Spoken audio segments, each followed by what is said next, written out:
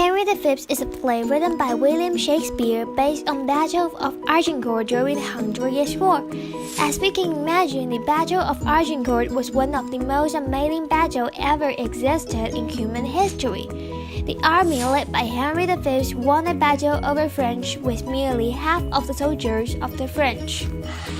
What's interesting is that although there were no documents recorded the typical written date of the play, one main part of the play actually uncovered the specific period the play took place. In the play, the Axis 1599 campaign in Ireland ended in a great victory of British, which actually ended in disaster in the real history. Since the campaign began in late March and was scuttled by late June, we can assume that the play was first performed during that 3-month period. The play Henry V is written by world's commonly believed best English author ever, Shakespeare, basing on the real British monarch Henry V.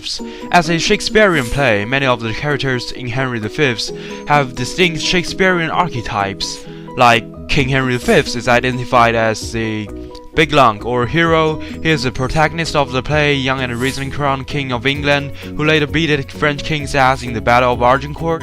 His character matches the big lung, a romantic hero type and always a young man. The Dukes of Exeter, Westmoreland, Salisbury, and Warwick are sidekicks or loyal retainers. These guys can be easily identified because they are basically being loyal to Henry V and support him. Catherine, the daughter of King Charles VI and Queen Isabel, Princess of France, she later married to King Henry in order to cement the peace between two countries. Because of this, she might be the bride unseen, who takes matter into her own hands, bringing about the resolution of comedy. And last but not the least, Charles VI, the King of France. He underestimates Henry as his son does and failed the battle due to this blind confidence. He could be identified as flawed ruler. Henry V demonstrates Great Britain's victory over the French at the Battle of Agincourt. The play starts with Henry V's speech to the Archbishop of Canterbury, who strongly proposed him to start a war with France.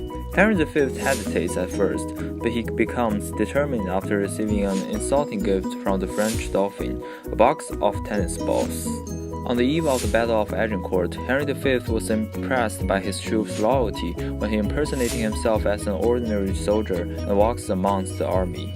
Henry V courageously fights on the front line with his soldiers until becoming completely exhausted that he does not perceive who won the battle. The English did. The peace briefly comes to England. The theme of Henry V includes power, warfare, patriotism, family, gender, art and culture, society and class, memory and the past.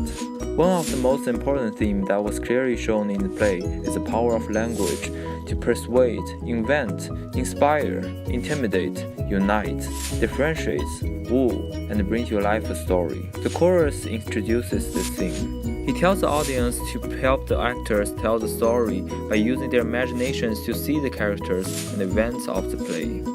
3 movies was adapted from this classical show: Henry V's 1944 version by Laurence Olivier, Henry V's 1989 version by Kenneth Branagh, and Henry V's 2012 version by BBC Thea Sharrock. It was also adapted in the form of dance and symphony. War happens all the time. It is very easy to lose in touch with the individuals within it. There's a scene the night before the battle, where a soldier asks Henry about what it means to fight for the king, to die for the country, and if the reason of the battle is unjust. It brings Henry up short. Every subject's duty is the king's, but every subject's soul is his own. Therefore, should every soldier in the war steal as every sick man his bed. In the Shakespearean version of leadership, that involves being able to listen to the common people, and not enough for the leader to freeze in the face of the decision he will make. And there's a quote spoken by common people who said, "When I were in the alehouse in London, I would give all my things as for a pot of ale and safety." It is such a widely accepted so-called truth that it is a brave and noble thing to die standing up for your country. However, the speaker here provides a different point of view. To die for one's country is, of course, an honorable death, but clearly Shakespeare has his doubts about the war. Honor is insensible to the dead, but will it also not live with the living? It's just a word, the ear, it means nothing, as Falstaff said in Henry IV, whose death was mentioned by pistol. I put my hand into the bed and felt them, and they were as cold as any stone. And I felt his knees and so upward, and all was as cold as any stone. and thus first of died, while Henry, who used to be his best friend, depicted as an insightful and brave young hero. He is as full as favor of kindness, praising in both.